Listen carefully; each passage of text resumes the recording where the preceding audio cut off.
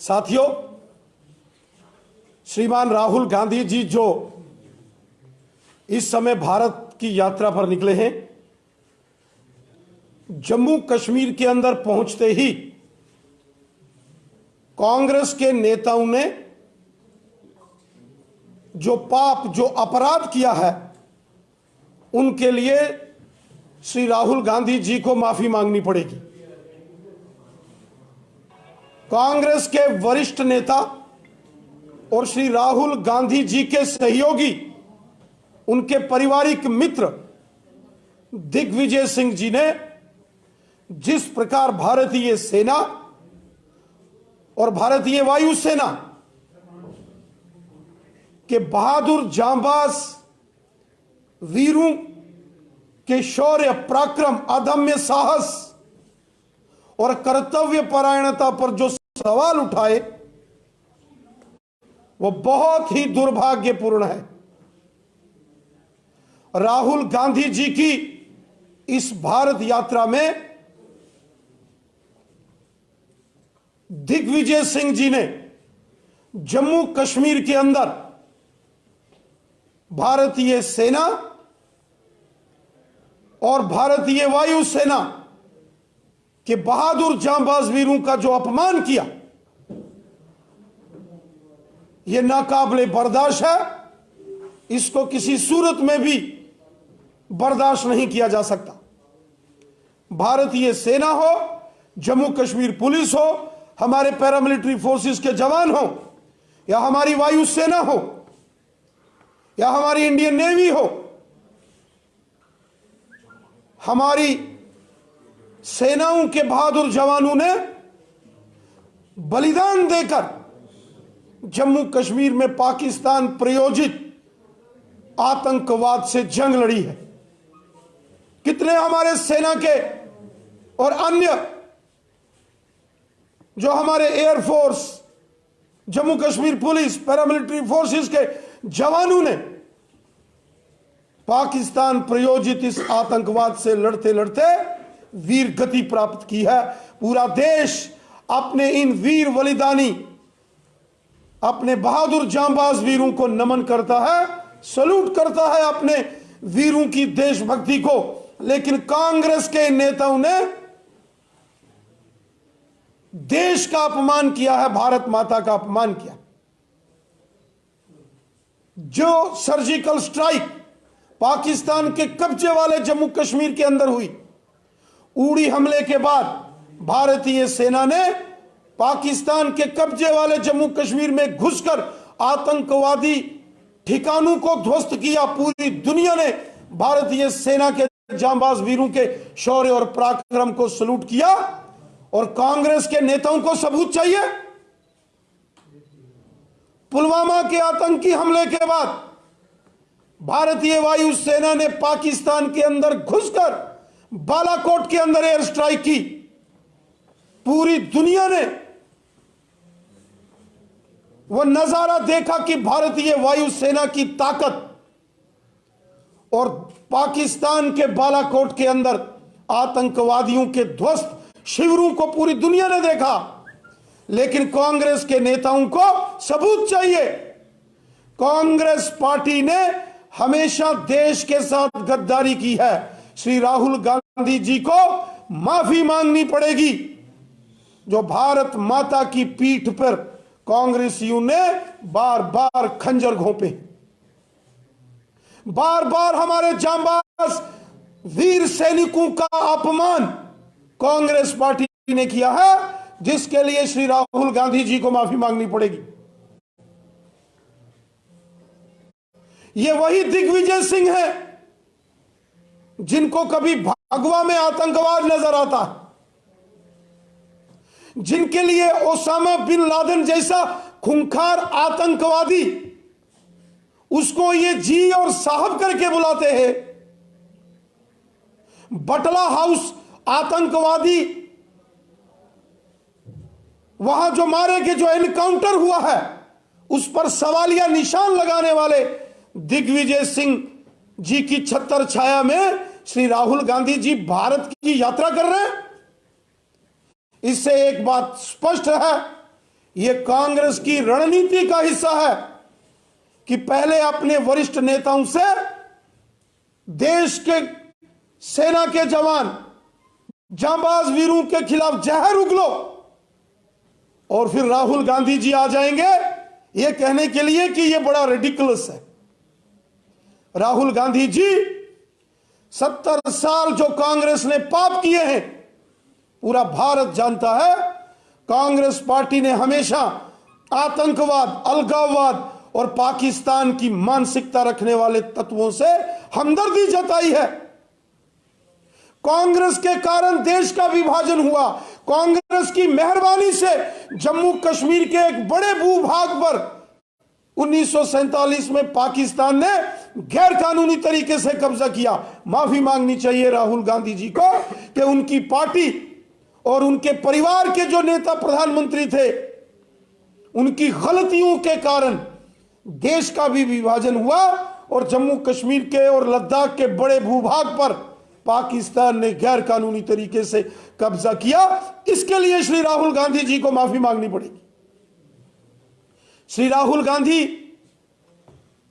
कहते हैं कि मैं इस यात्रा से जम्मू कश्मीर के लोगों का दर्द समझने की कोशिश कर रहा हूं। श्री राहुल गांधी जी को 70 साल लगे कि जम्मू कश्मीर के लोगों का दर्द क्या है। 70 साल पश्चिम पाकिस्तान के जो विस्थापित, जो रेफ्यूजीज जम्मू कश्मीर में रह रहे थे, उनको कांग्रेस ने अधिकार नहीं दिए, नागरिकता नहीं दी। दलित समाज के लोग, वाल्मीकि समाज के लोग, गोरखा समाज के लोग, गुज्जर और बकरवाल समुदाय के लोग, पहाड़ी कबीले के लोग, जम्मू कश्मीर के अंदर जो हमारी मातृशक्ति है, महिलाएं हैं, 70 साल उनको अधिकारों से वंचित रखा गया। 70 साल जब जब कांग्रेस की सरकारें रही, जम्मू कश्मीर के देशभक्त लोगों को अपमानित और प्रताड़ित किया गया। कांग्रेस पार्टी जम्मू कश्मीर के देशभक्त लोगों की गुनाहगार पार्टी है। आज श्री राहुल गांधी जी को कश्मीरी पंडित समाज के हमारे भाई बहन याद आए। कहां थे श्री राहुल गांधी जी और उनकी कांग्रेस पार्टी जब सन 1989 में, जब जम्मू कश्मीर के अंदर यहां कांग्रेस पार्टी की सरकार नेशनल कॉन्फ्रेंस के साथ थी और बंदूक की नोक पर कश्मीरी पंडितों को कश्मीर घाटी से बाहर निकाल दिया गया। जब आतंकवादियों ने, अलगाववादियों ने, पाकिस्तानियों ने कश्मीर घाटी के अंदर तांडव किया और 5 लाख के करीब करीब कश्मीरी पंडित कश्मीर घाटी से निकाल दिए गए। 1990 के दशक में दिल्ली के अंदर कांग्रेस की सरकार थी और जब जम्मू कश्मीर में और यहां आतंकवाद पनपा, उस वक्त भी सत्ता कांग्रेस के हाथ में थी। कांग्रेस पार्टी ने बहुत बड़ा जघन्य अपराध देश के साथ और कश्मीरी पंडितों के साथ किया। कांग्रेस पार्टी हमेशा आतंकवादियों और अलगाववादियों की भाषा बोलती थी। 35 साल जो कश्मीरी पंडित कश्मीर से बाहर रह रहे हैं, ये सब कांग्रेस की वजह से है। इसके लिए कांग्रेस पार्टी जिम्मेवार है। कांग्रेस पार्टी ने जम्मू कश्मीर के देशभक्त लोगों से कभी बातचीत नहीं की, लेकिन कांग्रेस पार्टी ने यासीन मलिक जैसे आतंकवादियों को टेबल पर बिठा के उनके साथ कांग्रेस पार्टी के प्रधानमंत्री बिरयानी खाते थे। कांग्रेस पार्टी के नेता जम्मू कश्मीर के अंदर आतंकवादियों के मददगार थे। आतंकवादियों के प्रति कांग्रेस पार्टी के नेताओं की हमेशा सहानुभूति रही। कांग्रेस पार्टी ने जम्मू कश्मीर के अंदर देशभक्त लोगों को हमेशा अपमानित किया। आज तो राहुल गांधी भारत यात्रा के चलते वो जम्मू कश्मीर आए तो बड़ी आसानी से जम्मू कश्मीर में आए, लेकिन श्री राहुल गांधी जी को याद होना चाहिए कि भारतीय जनसंघ के संस्थापक स्वर्गीय पंडित प्रेमनाथ डोगरा, स्वर्गीय श्यामा प्रसाद मुखर्जी साहब, प्रजा परिषद के संस्थापक पंडित प्रेमनाथ डोगरा जी जैसे महान क्रांतिकारी देशभक्त नेताओं को संघर्ष करना पड़ा, जेलों में जाना पड़ा, अपना बलिदान देना पड़ा। उसके बाद जाके जम्मू कश्मीर से परमिट सिस्टम समाप्त हुआ। वो परमिट सिस्टम जो पासपोर्ट टाइप व्यवस्था होती है वो जम्मू कश्मीर के लिए कांग्रेस ने दी थी। कांग्रेस ने जम्मू कश्मीर को अलग से प्रधानमंत्री दिया था। जम्मू कश्मीर में अलग से कानून कांग्रेस की देन थी और जम्मू कश्मीर को अलग से झंडा ये कांग्रेस की देन थी, जो माननीय प्रधानमंत्री नरेंद्र मोदी साहब के साहसिक निर्णय से जब धारा 370 का समापन हो गया उसके बाद सिर्फ तिरंगा झंडा जम्मू कश्मीर में लहरा रहा है और भारत देश का संविधान अब पूरे तरीके से जम्मू कश्मीर में लागू हो गया है। राहुल गांधी जी को जवाब देना पड़ेगा कि क्यों कांग्रेस ने 70 वर्षों तक हमारे देश के संविधान को जम्मू कश्मीर में लागू नहीं होने दिया और क्यों कांग्रेस पार्टी ने जम्मू कश्मीर के लिए अलग से झंडे को मंजूरी दी थी। यह जवाब श्री राहुल गांधी जी को देना पड़ेगा। श्री राहुल गांधी जी राष्ट्रीय स्वयंसेवक संघ और भाजपा पर जो मिथ्या और गलत आरोप लगा के अपनी राजनीति चमकाने की एक कोशिश कर रहे हैं, पूरा देश जानता है कि राष्ट्रीय स्वयंसेवक संघ के हजारों कार्यकर्ताओं ने, भारतीय जनसंघ और भारतीय जनता पार्टी के हजारों कार्यकर्ताओं ने जम्मू कश्मीर के अंदर तिरंगा झंडा फहराते अपनी कुर्बानियां दी हैं। चाहे पाकिस्तान के खिलाफ हुई जंगें हों, आतंकवाद के विरुद्ध लड़ते हुए सेना का, पैरामिलिट्री फोर्सेस का, जम्मू कश्मीर पुलिस का सहयोग करते हुए राष्ट्रीय स्वयंसेवक संघ के और भारतीय जनसंघ, भारतीय जनता पार्टी के हजारों कार्यकर्ताओं ने अपने बलिदान जम्मू कश्मीर में और देश के अंदर दिए। क्या कारण था कि पंडित जवाहरलाल नेहरू को 1962 की भारत चीन के बीच जो हुई जंग थी, उसके बाद जब गणतंत्र दिवस 26 जनवरी आया तो राष्ट्रीय स्वयंसेवक संघ के कार्यकर्ताओं की, स्वयंसेवकों की एक टोली, एक टुकड़ी को उस वक्त राजपथ पर सेना के साथ परेड करने की अनुमति दी गई थी। वो दर्शाता है कि राहुल गांधी जी के खानदान से बने प्रधानमंत्री जी भी ये बात समझते थे कि राष्ट्रीय स्वयंसेवक संघ इस देश की आत्मा है।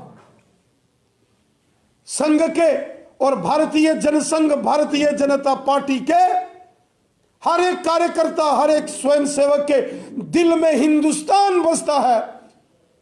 आरएसएस, बीजेपी के हर एक कार्यकर्ता के दिल में भारत माता और तिरंगा झंडा बसता है। हमारा mission nation first, party second और सेल्फ लास्ट का होता है।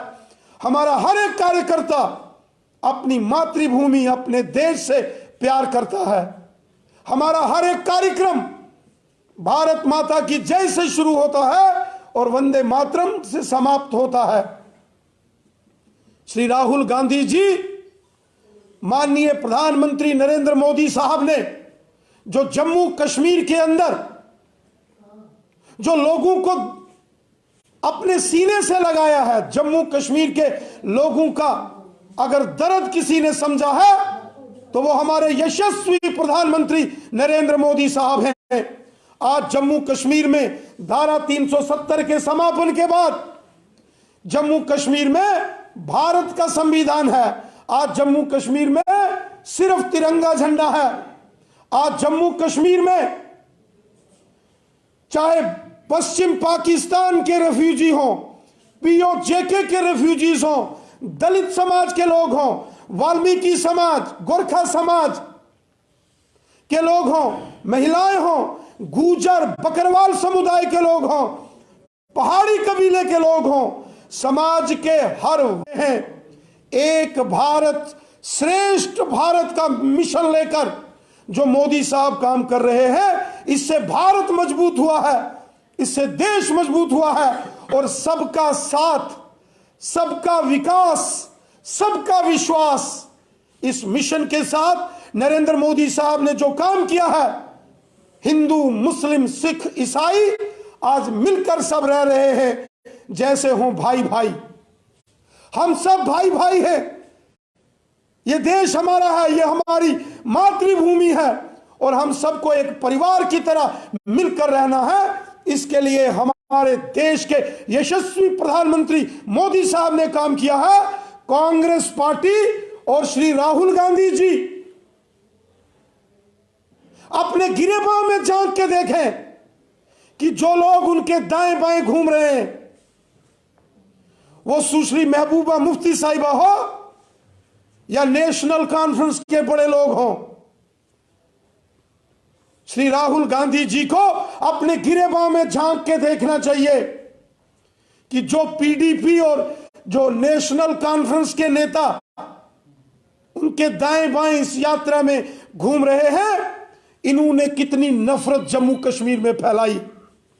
श्री राहुल गांधी जी को दिग्विजय सिंह, संजय निरुपम और शशि थरूर की ओर भी देखना चाहिए कि कितनी नफरत कांग्रेस के इन नेताओं ने हिंदुस्तान के अंदर फैलाई है। और स्वयं राहुल गांधी जी को भी अपने गिरेबान में झांक के देखना चाहिए कि किस प्रकार उन्होंने हमेशा देशभक्तों का अपमान और देश को तोड़ने वाले पाकिस्तानी मानसिकता के अलगाववादी और आतंकवादियों के प्रति हमदर्दी रखी है। ये कांग्रेस के लोग, ये कांग्रेस के नेता कभी देश के सगे नहीं हो सकते। कांग्रेस के नेताओं ने हमेशा भारत माता से गद्दारी की है। कांग्रेस ने हमेशा भारत माता से विश्वासघात किया है। पूरा देश कांग्रेस पार्टी के इन षड्यंत्रों को जानता है। राहुल गांधी जी ये कहें कि दिग्विजय सिंह ने जो बोला है ये कांग्रेस पार्टी की इंटरनल डेमोक्रेसी है, और राहुल गांधी कहते हैं ये कन्वर्सेशन है। देश की सेना, देश के शूरवीरों का अपमान ये देश कभी स्वीकार नहीं करेगा। राहुल गांधी जी, श्री राहुल गांधी जी को तुरंत देश से माफी मांगनी चाहिए।